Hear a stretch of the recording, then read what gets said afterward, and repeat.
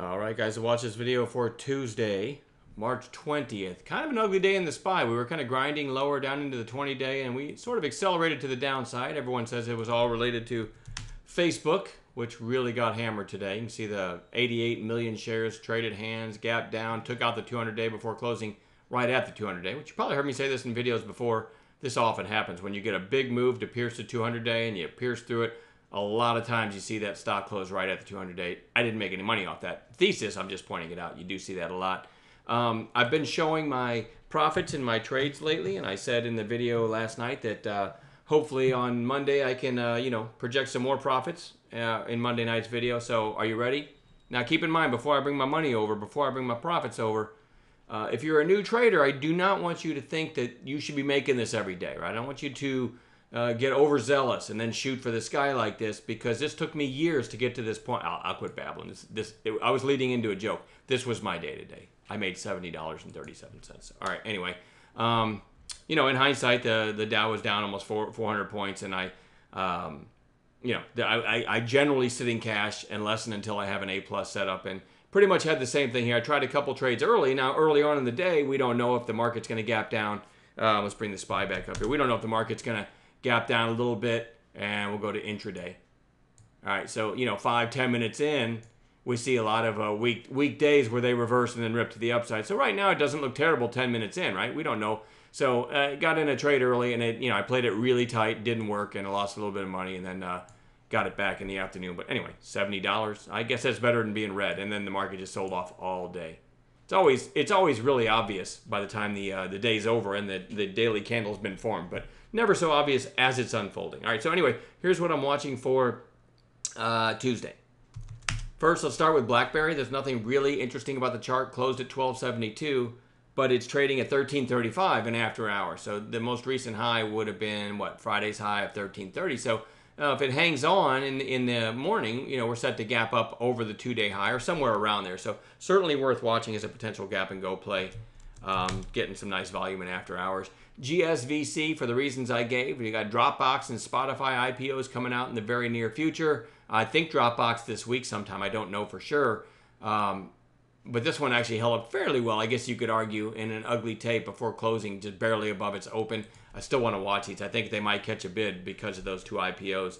So that's not as much chart-based as it is pending news-based, if you will. I think that when it IPOs, I think that's a good way to play Dropbox and Spotify, is to maybe nibble on some GSVC. SMRT had this big range day, then a quiet inside day, but still closing above its open. And in a pretty weak tape, stayed in about a 20-cent range today, also inside of Friday's candle. So this one might just roll over and break down, but it also might rip to the upside. So it's worth watching tomorrow. It held up pretty well in a weak tape. Same thing with AMTX. Had that huge day on Friday, gapped down today, but closed above its open. Certainly worth watching. ENRJ, a sub-dollar stock, had a massive move today before giving a lot of it back in the afternoon.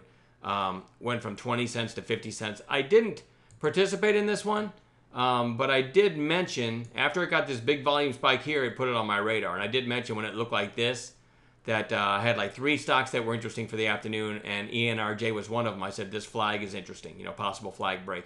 I didn't get involved. I was away from my keyboard at the time.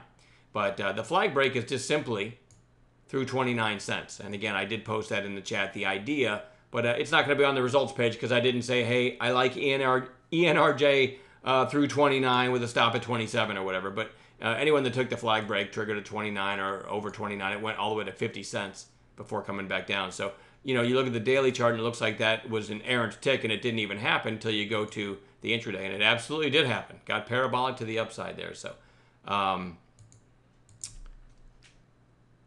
gonna watch it again tomorrow. All right, XRM, nice volume for this stock and kind of a breakout. We'll see if that goes red to green, something like that tomorrow. Not in love with it, but we'll see. KTOS did close above its open. It was on bounce watch for today, and it did close above its open. So potential long tomorrow. You could argue that was pretty strong for a weak market, right? Seed, SEED, very choppy chart. Big green, red, then kind of an indecision candle, then red again. But I still think it's worth having on bounce watch because it made a nice move from 80 cents to at one point over $1.50 in a few days. And now you've got a pullback on lower volume today. I like that one for a possible turn up tomorrow. We'll see. Only with a proper intraday setup. JAGX, I had on watch coming in today. It didn't do anything. It didn't give any kind of long trigger setup, but it's also holding support, so I'm just going to put it back on watch tomorrow. CDXS had a really nice, after this gap down, had a really nice 2.5-day run, pulling back and kind of consolidating right below 12 or right around 12. Again, in a weak tape, it did that, so it's certainly worth watching tomorrow. DXR, recent high flyer, putting a pretty narrow range for what it's done recently, down to 1 million shares today.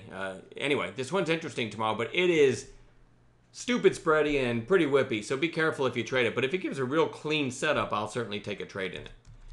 NMIH was on bounce watch today. You've got now kind of a 2-day high right around 1614. So over this 2-day high, again, a weak tape, strong action in this one today, but it's pretty beaten up too. Anyway, I like the fact if it holds above 16, the next logical move might be up, worth watching. EGLT, I caught a trade in this one today. It was on watch.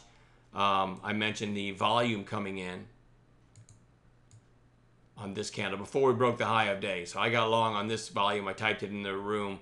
The EGLT volume still below the earlier high, so I don't mind taking it. Had a decent little trade in that one. And it actually closed pretty strong, so goes back on watch tomorrow. Kind of closing at the high from last week, which was about 93 cents. It closed right about there again. So maybe we get over today's high tomorrow, which would be over 95 cents, and maybe make a run at maybe through $1. We'll see. And then lastly, I have CRON, which had some nice volume back here that topped out at $10.39, and it's been selling ever since.